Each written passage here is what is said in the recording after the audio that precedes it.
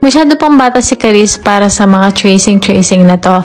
Pero i-share ko na din sa inyo. Para hindi kayo gastarol sa paper, tsaka sa pencil, pwede nyo gamitin itong mga tracing materials from Curious File. Meron sila mga tracing na lines, and this one is yung sa mga numbers nila, and yung spelling nila, pati na din yung mga letters, and this one naman yung mga shapes. Sobrang helpful nito mga momshies sa pagtuturo sa inyo mga kiddos. Kasi pag nagsulat ka, pwede mo din burahin after. So, hindi ka na kailangan pang bumili ng maraming paper. Ang kailangan mo lang is yung whiteboard na pentel pen. And ang pinakagustuhan ko dito is personalize siya. Nakapag-practice talaga si Charis sa pagsulat sa kanyang name kasi nandito na siya. Super dali lang kausapin yung seller kasi ibibigay mo lang yung full name ng anak mo. Tapos, bibigyan ka na niya ng ganito. Kung gusto nyo pala maka-discount, ilalagay ko dito yung code CURIPAULA or Curie Paula. Para kapag bumili ka ng products nila, meron kang 10% off. Kapag binili mo lahat ito, isang pack na kasama na itong erasable na pentel pen. Sobrang useful nito. Link in my bio. Yun lang. Bye!